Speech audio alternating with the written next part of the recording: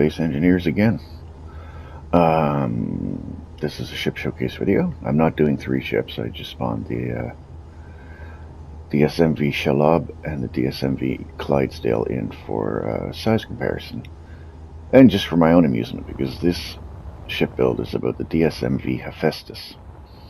The ugliest ship in the universe. That was kind of intentional.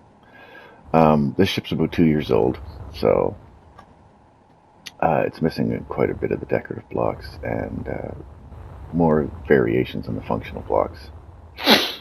And when you go to spawn it in, it'll tell you don't have the mods installed. Don't worry about it. The only mod this thing has on it is weapons, so it'll just spawn in without modded weapons. And you'll see in various places around the ship, like just for the heck of it, I stuck the railgun turret on there, which I didn't paint the right color apparently. But there'll be just an empty port there, and in random places like here, empty port here. You can just plop whatever weapons you want on it if you see any empty ports. Anyway, if you haven't seen my other build videos, the Clydesdale is a maintenance and resupply vessel. It's meant to go out, refuel, repair, and maintain anything that gets into trouble out there in the wild. It's about 30,000 PCU, I think. This thing's almost 90,000 PCU. It's a flying oil refinery. So the design principle behind this, oh here, Spaceballs reference for anybody who's a fan. Plan for this ship was, there kind of was no plan structurally. I knew I wanted it to have an offset bridge and a non-symmetrical thruster arrangement, just for the heck of it. And the other consideration I wanted for it was going to be a hydrogen refinery. It's got assemblers and like ore refineries for that stuff too, but primarily it's a hydrogen refinery. So it makes hydrogen, lots of it, and stores it in vast quantities. I don't know how many hydrogen, large hydrogen tanks I have on this. I think it's like 35 or 40 or something like that. So it's a lot, and I wanted it to be easily able to take off and land from planets without any issues, because, you know, if you want to land it and have it be a refueling hydrogen refinery, and then rather than have ships come down to the planet and waste a bunch of fuel to get filled up with hydrogen, this thing can very easily take off into space, straight up. You don't even have to alter your position, just straight up. Park yourself just outside the gravity well, and then other ships, well, that doesn't need to come refuel, but other ships can come refuel, and you can fill up probably 2 or 3 of these, maybe even 4. It's got 10 large hydrogen tanks in it, so it's intended as a partial role as a tanker. So yeah, I just wanted to make a flying hydrogen refinery, basically, and as long as it did what I needed it to, I didn't give a shit what it looked like. Which I knew would probably lead to something interesting, and it kind of did. It certainly got its own character. It reminds me of kind of the I don't know what to call it, overcomplicated technical mess like the Nostromo, and, well, not Nostromo specifically, but the oil refinery that it was towing, that it was sent out to try and get initially. It was basically that, just an oil refinery that a tugboat got up to. So underneath, this is the front. This is the secondary bridge. I call this the main landing bridge. It's got a much better view than the offset bridge. But if you're just acting as a port, basically, you don't need to be sitting up here where you've got a great view. You can just park your airs back there. Ore detector, obviously. A little bit of protection. So lots of hydrogen thrust. Lots of hydrogen thrust. That's the drilling bay. Not much of a drill rig for such a massive thing. But it's intended to be, you drill a pilot hole with these things, then you switch it up, put a bigger head on it, then you can mine according to conditions. Because maybe you'll want to spread mine because you're on a lake. Maybe you'll want a deep mine because you're looking for something else, or you're parking an asteroid trying to dig in the middle of it. So you may not want the same drill setup every time, which is why I have an assembler and an ore refinery on it, so that you can manufacture any parts or piping you might need to modify the drill head as required. It does have atmospherics to help it along. It won't fly on just atmospherics, so don't try it. It won't end well. Ions for maneuvering in space. a vast array of hydrogen thrusters. I wasn't sure on the math yet, so I figured I'll just put all of the hydrogen thrusters. And yeah, this thing accelerates better than most fighters straight up from a 1G planet. So you do not require skill to land this thing, you just require a lake big enough to land it on. I suppose you could try and find enough flat land to land it on, and it's got a decent amount of clearance because the legs, poke down. So the ground doesn't have to be super even. But it helps if it is even because it's got a rover elevator and ramp if you want to have a land vehicle. Here's a peek into the rover bay. And it's also got a hangar. Good sized one, so you can fit a couple of shuttles in there, a few mining ships if need be. And it's got some atmos for helping with positioning and moving along, slowing yourself down. Obviously this thing does not handle like a sports car. Here's the bridge. As per usual, the textures are messed up on these neon blocks, always. I don't know what the deal is with that. It seems to only happen in the sun. It's like the neon blocks don't know how to deal with light and shadow or something. I don't know. I'm not a game maker person. So, anyway, enough flying about outside. We'll go inside, I guess. Oh, here's a fueling port for smaller vessels that have extendable dongles for plugging in so they don't bang into the turrets. And back here we have an extendable fuel connector for things like this that have a belly connector but can't get down close to all this junk. Plus it helps if you're flying in and you don't calculate the distance you need to stop very well. You're on a miss trajectory and you'll fly off instead of smacking into the middle of a basically giant hydrogen bomb. So yeah, that's kind of the thinking behind that. Stick it out there where it won't be an issue. You might see a couple frame stutters here and there. I'm pushing a lot of stuff right here. That's I think about 85, 88 PCU. This is almost 90 PCU. This is 30,000 PCU. And on the planet, I have a helicarrier that's worth 130,000 PCU with probably 100,000 PCU worth of fighters and small ships on it. So I've got a busy world. But at the time when I built this, it was by far the largest, heaviest thing I'd ever built. By a large margin. I didn't realize quite how big the Shalab was in comparison to it. I didn't think it was anywhere near close, but it's probably heavier. So that's completely heavy armor. A little bit shorter. It's definitely, I don't know if it's thicker, it's rounder. It's prettier, that's for sure. I do think the Shalab is one of my prettier ships. There you go. Alright. So, I came in for a landing this way. I flew up from the aircraft carrier in my personal flyer. If you go back and watch the DSMV Atuin heavy atmospheric carrier video, you'll see also a rundown on the Icarus series of ships. Some are atmospheric, some are space, some can do both. And depending on the model, Marks 1 through 5 or 6, I think, they all have different loadouts for theoretically different situations. But that's a different video. That's the one I just made before this one. Anyway, we have nothing too fancy if you're flying in. That's the emergency, evac platform. If you need to park an ambulance ship down here and fly somebody to a hospital or something. I guess you could also fly into the main hangar. This is, like I said, if the hangar's fucked up, if the last resort, park something there. Come along. Oh, that one block has the texture functional on it. Oh, nope, not anymore. Anyway. Go back here. That's a peek into the captain's cabin. He's got a good view of anybody coming and going out of the only manual, well, actually there's two manual ways, man doors into the ship. One there and one for ground access. Up here it's just access for this stuff. If you've parked your ship there and want to get back into it, well, here's how you get to it. Let's go inside.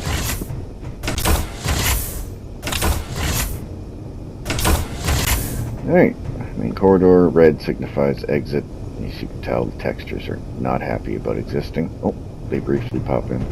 Then red doors are, look out, there's no environment on the other side. Got some windows into a maintenance section. There's all kinds of maintenance sections in this ship. One of the only other design criteria I had for this ship was that at least 80% of all critical systems had to be accessible and shut up, lady, had to be accessible and repairable from the inside of the ship. This is a great ship to get lost in and have firefights in, and be a great ship for RP, just really complicated on the inside. In here, we'll go to the right to the captain's quarters first. You know, clothes, shower, poop. Lovely view. No place to cook, somewhere to sit, eat. You know, if you need a table for your cereal, there you go. Somewhere to chill and sleep. I'll park here for a quick second so I can charge up, and lady won't tell me about my power levels. Lovely view of the Earth and the Shalab right there. I'm going to do a video at some point where I take all my warships and pit them against the wave survival mode that's in the base game. See how they do. Anyway, all right, I've gotten some power. Let's go visit the bridge.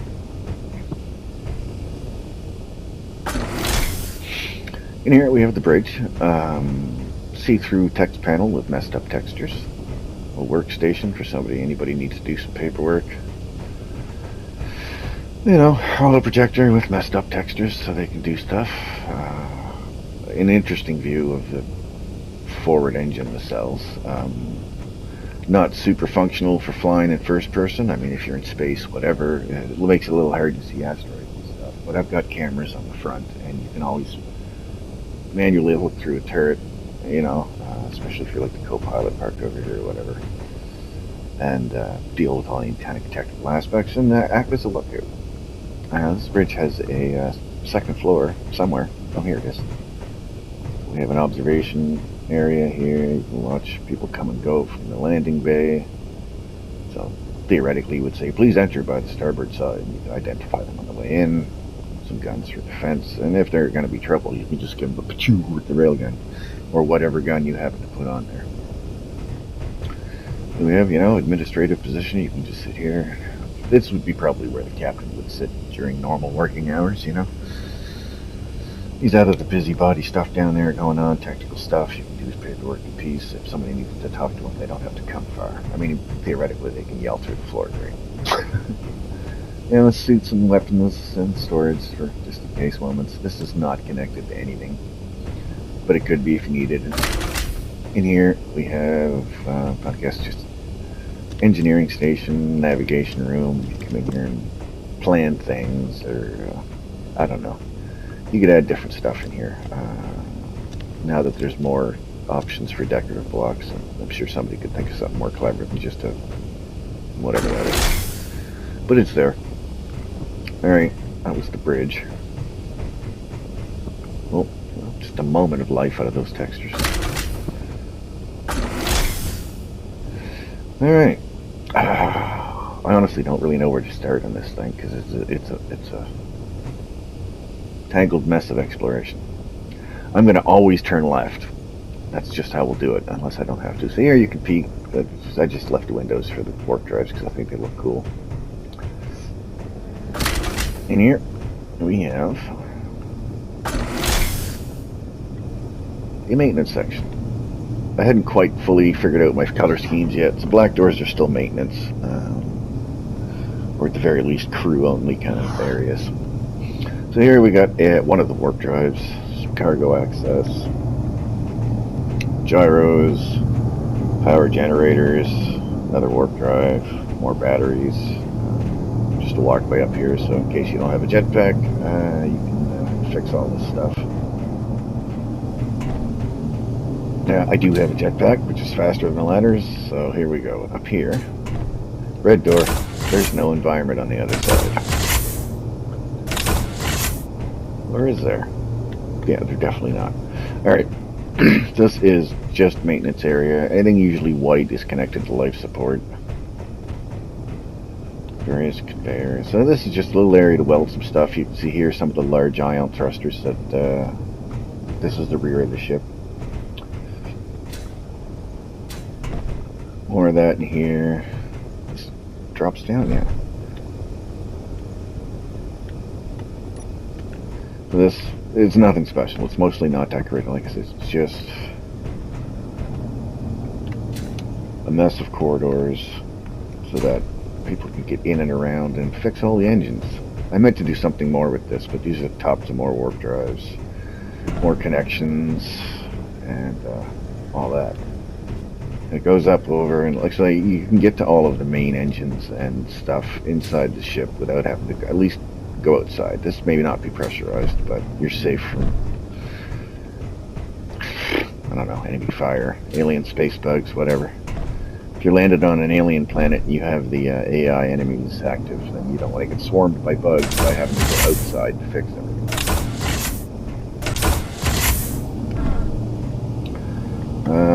This one has full G, so careful jumping down ladders. That's easy enough to change, obviously, if you would rather just fall down ladders and not worry about it.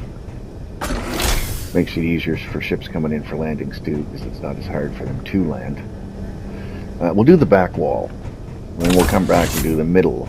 So in here we have another warp drive, so you can access some cryo tubes, basic medical facilities. You know, I mean, it's a refinery, factory, so technically somebody's bound to get hurt, but it's, again, purely functional and only meant for work. We've got all kinds of little areas in this ship, like here's access up here to top of that warp drive, 2 of them if you need to. Good good hiding place, you know, if you want to be stowaway. There'd be all kinds of opportunities to hide and backtrack in this ship. So we came from that direction and went all along this wall, along the stuff. We go in here into this maintenance area. We're out into the port side of the ship where the engine nacelle sticks out kind of in the middle of nowhere, off balance. So in here we have an engineering section. Lots of batteries. You know, I think there's 4 or 8 large hydrogen tanks in this section. Some of them are segregated just in case. Up here, more reactors, some oxygen tanks. Again, white tubing in this ship generally means life support related. Gyros, more gyros, oxygen. Oh, I forgot to paint that one, but H2O2 gens. More gyros. Come down in here, there's a bank of H2O2 gens, so you can repair these. I genuinely get lost on this ship on a regular basis, and I think that's my favorite thing about it. Over here, another staircase, so you can access hydrogen tanks, battery banks. Generally red indicates fuel lines, so hydrogen lines. There's some more reactors. So yeah, just another engineering section if you need to fix some crap without having to go outdoors. Lots of batteries. Now we'll go down and we'll do the kind of the central section. This is a maintenance bit, but we'll come back through and come out here. So we'll go here. You can see more of the warp drives. I can't remember how many this ship has. As many as you can put on before you start losing advantage for having more. There, mess. Again, you can see the back of some warp drives. This place is a functional factory. It's not a restaurant, you know, but you do have everything you need: snacks, drinks, sinks, cooking place to sit and eat. Listen to some tunes if you want to. Chill here, watch some fucked up textures television. To the left and right here, crew quarters. Everybody's got storage lockers in the bed. And, you know, if you want to keep the noise of the TV out. And we got washrooms, double poopers and showers. And another bank of crew sleeping quarters in here. So we came in there. To either side here are access doors into warp drive. So, and yeah, over there's the, if we go this way, the bridge is right there. So we went that way. Med and maintenance that way, engineering at the end, crew quarters in the middle, and warp drive access in the center. So, you know, there's more than one way to get in and out and to get, so if you need to run quick to the bridge, you just pop out that door. If you need to run quick to the nacelle engineering area, you run out that door. If you need medical, you run out that door. You know, and like I said, if you're having a firefight or an RP in this ship, there's all kinds of ways to loop around and have all kinds of fun cat and mouse games with whoever you're having a PvP battle against. Oh, I did say I'd come back out that other door. Let's do that. Same thing on this side. Well, upside down warp drive access, another warp drive. Alright, so we're back out here by the medical room. Bridge is over there. We're on the port side. So the bridge is on the starboard side. Now we're going to go into the work areas. Usual neon blocks have goofy textures, but orange is usually work areas in 99% of my ships. And I kind of started that whole color scheme thing in this ship. I hadn't decided on a color for command yet, eventually settled on blue. But anyway, if we turn afterwards, towards the rear of the ship, we are faced with a couple of doors. This one, danger, leads into another very large maintenance area. Well, this is very large, but here we have fuel pipes. This leads into here where we have a whole bank of gyros. You see fuel. I think that's regular cargo, and that's ammo. So wherever those lead, they're leading. That's probably leading to the guns. So if you're like, oh, the guns on this side of the ship aren't getting any ammo, then you can go down here and go, okay, I know it's the gray line. And if you're like, the fuel tanks are disconnected, I know it's the red line. Anyway, that's a theory. I haven't tested it. So, whole big bunch of gyros. Obviously, this ship is absolutely massive. It needs a lot of gyros. You'll see more of those. Got an airlock. This area, to prevent fires and for safety reasons, is non-pressurized. Also for simplicity, because this is main hydrogen storage. I don't know how many hydrogen tanks there are, but there's a lot of small ones, more gyros, more small ones, more gyros, more small ones, more gyros, more small hydrogen tanks, more gyros, more big tanks, more small hydrogen tanks, more gyros. Access to all of them. Hope you're not afraid of heights, because that's if you're flying in the atmosphere, leaving the planet, that's a long way down. That's why there's safety railings. But yeah, so a great big gob of hydrogen storage. It's not terribly dark in here. You know, so I made everything glow, I guess. So yeah, a whole bunch of hydrogen storage. I'm not sure why that's just an empty hole. I guess for engine maintenance? I don't know. And in here we have more hydrogen storage. And this is just more maintenance access for the tops of the engines. So you can come out here and fix the engines. That's main hydrogen storage. What have we got here? Anyway, 1, 2, 3, 4, 6, 7, 8, 9.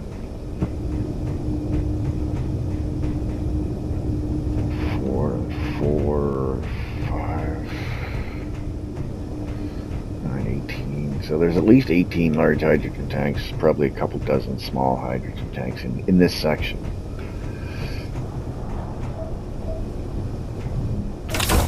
Yeah. So that would be the large engine cluster and how you access it for maintenance. Another great hiding place. Dangerous spot to have a firefight, though. Wouldn't want any stray bullets through there. Alright, we'll go back out into general work area, and we'll continue downwards. Down here, we're on the starboard side again, and this is the small vehicle ground access hangar, I guess. It's pressurized, so you know, necessarily have to worry about there being no atmosphere, but this is just like a little inspection platform. You want to see if it, make sure everything's connected. And landing gear there if you want to lock, if you don't have the thing positioned right there, whatever, you can park it and clamp it down with that. Keep it from flying around. Air vent, so if you need to fix the air vent.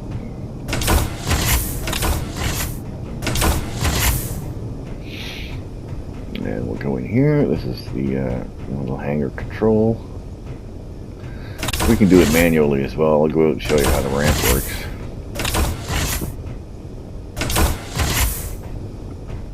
It's a decent size, you know. There's the window. And again, neon block textures are messed up. There you go. It's a good size. You can fit something, a pretty decent sized mining craft or any kind of rover or whatever in here. Prospecting vehicle if you want to go find more stuff to mine while you're landed. You know, don't want to waste a bunch of fuel. I don't have it set to depressurize before I open the doors. I've got so much ice and hydrogen on this thing, it doesn't matter.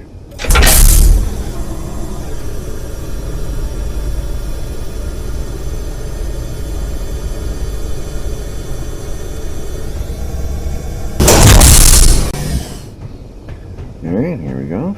We're outside. This, I'm going to need to turn the HUD back on for this. Doors. Yeah. So you can adjust the maximum height up or down to adjust for any uneven ground. This is set default to lower it down so it's the same level as the bottom of the landing gear. So if you were landing on a prepared surface, this would be completely flush with the ground. If it was rough ground, obviously, or if you're on a lake, you're fine. If it's rough ground, you might want to pull it up a little bit before you get it all the way down, just in case it smashes into the ground. But there, yeah, you put a rover on this and pull it up and down, and this is how I made the joint here. It's just some flat panels on this side and some flat panels on the bottom of this side here, right? And then they don't intersect or get in each other's way when it's closed. And I use the half things here. So you can drive on and have a wheel on here and it's not going to fall in between, right? And then once you get up here, you're not driving over a very big lip to try and get over here. And it helps the transition here. So it's pretty smooth drive in and out.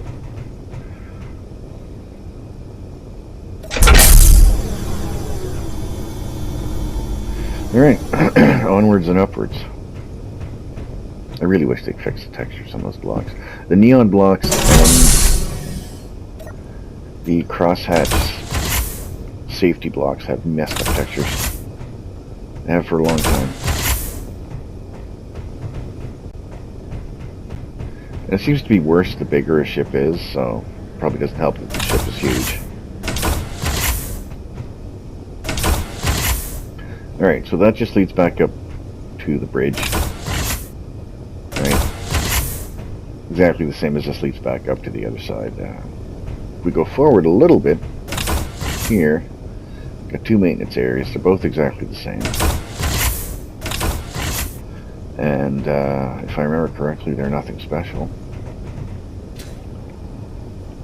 But I honestly don't remember what's in them. So, okay, some fuel line repair. It's just access for fuel lines. Some conveyor lines. Alright, so this is just, oh, right. So under here, somewhere, all these conveyors and stuff, to the other side of those conveyors is hydrogen engines. So, if need be, you can drill through that and fix, if there's damage in it, you can fix the crap. Again, same thing here, I think there's engines above that. So, you get hit with a meteor or something, you take damage in here, and you can come in at least and inspect it without having to go outside. Oh, and it crosses over to the other side of the ship. Same thing on the other side. So again, this is another place you could get in and loop around and get behind people and have a fun little cat and mouse PvP session. Yeah, right. So if you follow all that through, you just come back out on this side. Just a big loop, big ring around the ship, basically. Alright, in here, we got a corridor. If you go down either side, you wind up in the main hangar control room. This is the main hangar. You can see you got a couple of connectors. It's quite large. Good height. You know, double set of hangar doors for size, and what, 7 or 8 blocks wide. So you can fit some good sized stuff in here. You can just chill in here and orchestrate what you need to, unplugging stuff, opening doors, etc., etc. Straight ahead, we go further into the ship. You have windows into the main hangar. You can see there's a warp drive there, warp drive there, warp drive there, warp drive there. So there's 4 more. There's at least 8 on here. Quite a few. Left and right here, we have hangar access. Now right now it's somewhat pressurized. It's only because I had it open in a planet. I don't believe I have vents in this. I honestly can't remember. Doesn't look like it. No. So it's not a pressurized airlock. It just happens to have some air in it left over from being on the planet. Nothing too crazy, but it's functional.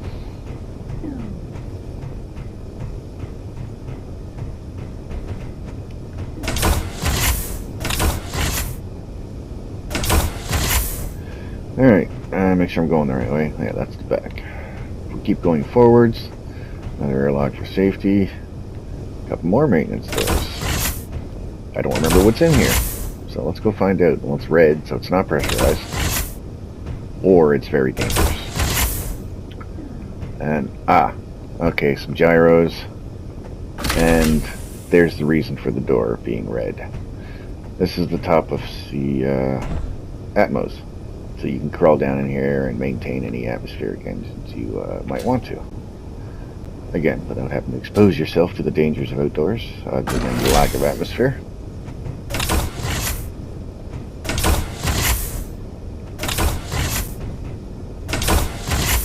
And same thing on that side, it's mirrored. So again, just access.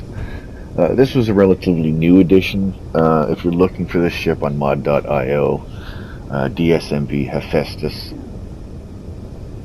HEPHAESTUS, I believe. Anyway, this is the Mark 2.1. The difference between the Mark 2.1 and the rest, and the earlier versions of this, is I added a lounge with some windows that looked outside, so that the crew wouldn't go insane being stuck inside a giant submarine.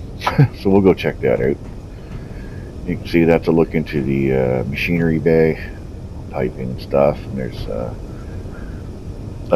like material cargo, like ore cargo and parts cargo, and some refineries in there for the processing of ores and ice, etc., etc. Over here we have on the port side of the ship we have 10 leftward. It's not 10 forward because it's not at the front of the ship, so I called it 10 leftward. Anyway, it's got an airlock just in case, because it is basically just a bunch of windows stuck out the side of the ship. Got a little bar, place to chill. I thought I had a jukebox in here, but I guess I don't. Nice little table. There's the engine nacelles. You can watch ships come and go. Here's the Clydesdale. There's the front of the ship. So, you know, it's a decent little spot to have a lunch break. Much nicer than being stuck indoors, quote unquote. And this way, another maintenance door. May or may not be pressurized. It's pressurized. Just dangerous. Oh yeah, so more hydrogen storage. 3 more tanks, I lost track. More fuel lines, gravity gen. All these doors open up to the back end of hydrogen thrusters, so you can fix them from the inside without having to go outside. So there's just more maintenance access, more gyros, and yeah, just a fuel area, it's ventilation.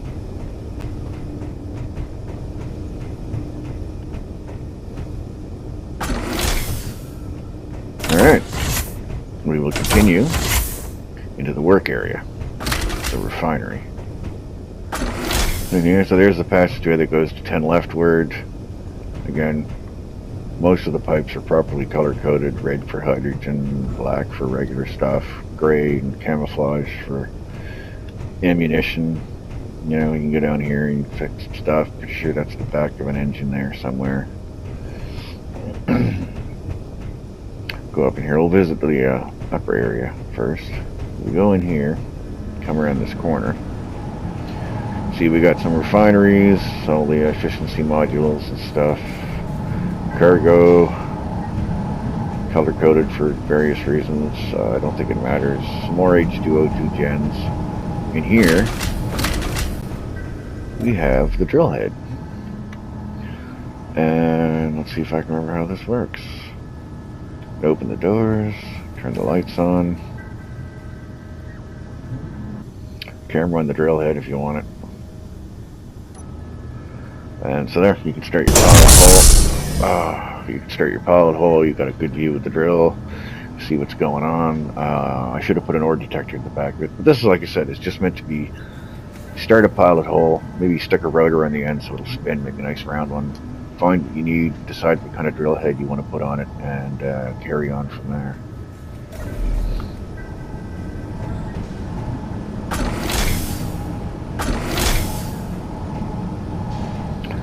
Down here, this is just an access passageway, so you can fix all the efficiency modules and access the various cargo containers that are in here for different stuff.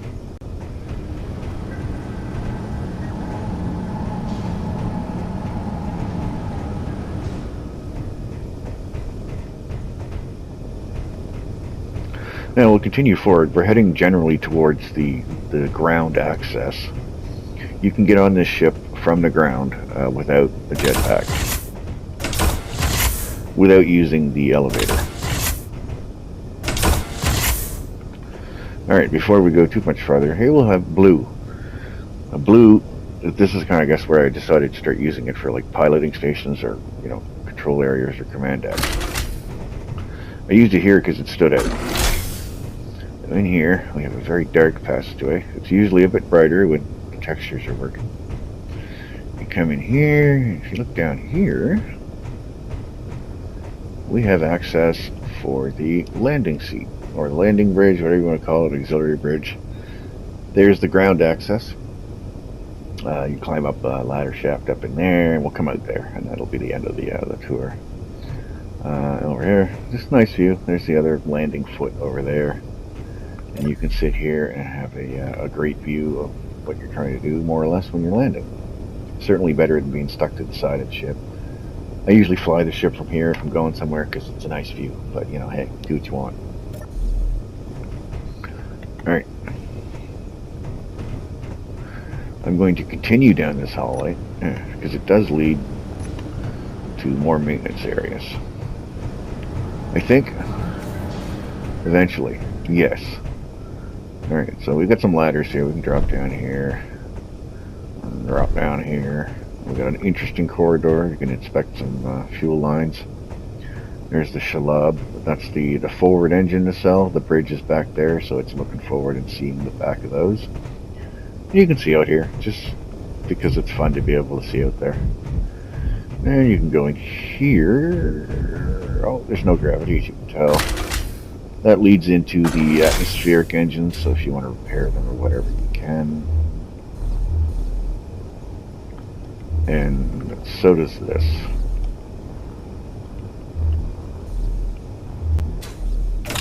No gravity here.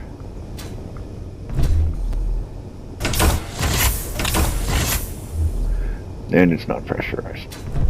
But you can see this is just access for repairing the Atmos without having to expose yourself to too much if you can help it. And again, a good place for stowaways. You can actually sneak into the ship that way if you fly in between the Atmos.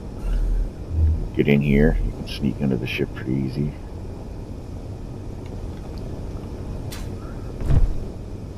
And yeah, so we'll go outside and then down the front. And I'm going to do a quick cut here for a second. Alright, I just noticed when I did the video cut that I'm already up to 40 minutes, so we're going to end this pretty quick. I didn't realize this would take this long. I knew it would take a while, but I didn't realize it would take this long. So I'll show you the ground access, and then that'll be the end of this girl. The ugliest ship in the universe. But, considering it was designed with purely purpose in mind, it turned out to be really functional. And did everything I needed to. Again, here we have just more doors you can open up to get to the tops of some hydrogen engines. And repair the old girl. And out this way.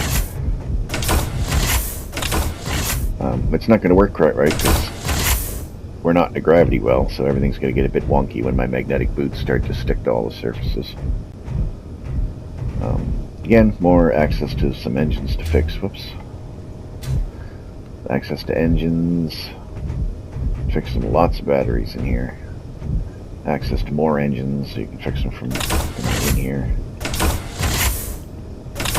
And airlock. And this. Nice, safely protected staircase leads down. So there's landing gear. So it's only one block up from the ground. You can very easily grab this ladder from the ground and climb up in there. And that's the bottom of all the engines that those doors led to. That's how you fix them. That's the passageway we were in that leads there, I think. Nope, that's on the other side. Anyway, there she is. Ugliest ship in the universe, but very functional at being a hydrogen production and refueling facility. Available on mod.io. I built this on my old Xbox account. I can't remember what my name was for that, but it's definitely the only ship that looks like that. So have fun with it. I don't know what I'm going to do next. I might have to build something new because I'm starting to run out of ships now. We'll see you later.